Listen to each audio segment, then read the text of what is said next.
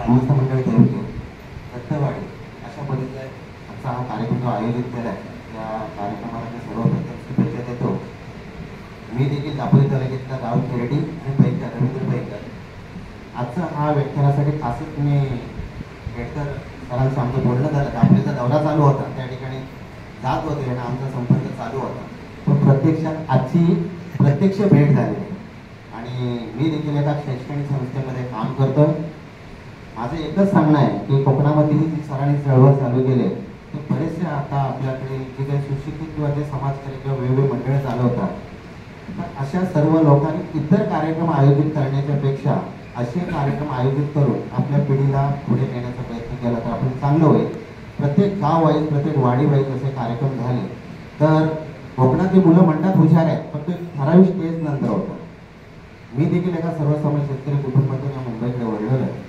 मला वाटतं या ज्योतिषीचा मुलगा जो मंगेश मस्कर ज्यावेळेला SSC मध्ये पहिला आला त्यावेळेची माझी 10वीची बॅच आहे गुरुजी. तर त्यावेळेला मी देखील मुंबईकडे वळलो आणि मी घाटकोपरच्या ठिकाणी पहिल्याच फेरीमध्ये SSC उत्तीर्ण झाले. कालांतरानंतर मी प्रायव्हेट ट्युशन वगैरे घेत होतो, 10वीपर्यंत मुलांना शिकवत होतो. मला एक शिक्षक बनण्याची इच्छा होती, पण योगायोगाने शैक्षणिक क्षेत्रात एका शिपाई पदावर माझी देखील सर यशोगाथा आहे, परंतु शिक्षणापासून कुठल्या पद्धतीने थांबायचं नाही असा प्रयत्न करत करत एका महाविद्यालयामध्ये आता चांगल्या ठिकाणी मी आज कार्यरत आहे. शिक्षणाची कथा सांगायचं झालं तर SSC नंतर शिक्षण घेण्याची देखील परिस्थिती नव्हती, परंतु तुमच्या आपल्या सहकार्यानंतर नाईट कॉलेज असं करत करत ग्रॅज्युएशन BCom झालेलं आहे. BComच्या नंतर माझ्या महाविद्यालयात असणाऱ्या मी ग्रंथालय क्षेत्रामध्ये काम करतो. म्हणजे आपल्या ग्रंथालयामध्ये म्हणजे लायब्ररी इन्फॉर्मेशन सायन्स हा देखील एक पार्ट आहे. त्याच्यामध्ये देखील करिअर घडवू शकतो.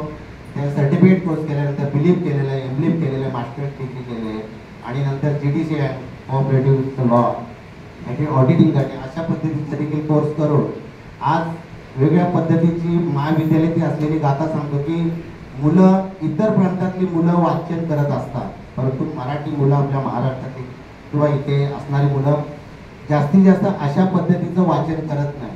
तर आम्ही त्यांना सेवा पुरवत असतो, हा अनुभव सांगतो थोडक्यात.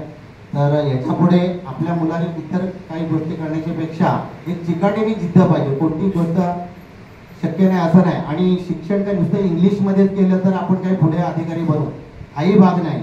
मराठीमध्ये देखील तुम्हाला चांगल्या पद्धतीने अभ्यास करून, कारण आता IAS ऑफिसर आपले थोडक्यात म्हणजे मनमी आहे विश्वास नागरे पाटील हे देखील एक अधिकारी बनले, ते त्यांची देखील जीवनकथा वेगळी आहे. तर मला या ठिकाणी एवढंच सांगायचं आहे की या ठिकाणी दत्तवाडीच्या मंडळीने हा जो उपक्रम हे रेडकर सरांना आम्ही त्याचा हा केलेला आहे, मी पूर्णपणे कार्यक्रम ऐकण्याचा, कारण कालच आलो मी गावावरून दापोलीवरून, आजच्या कार्यक्रमाला उपस्थित राहणार.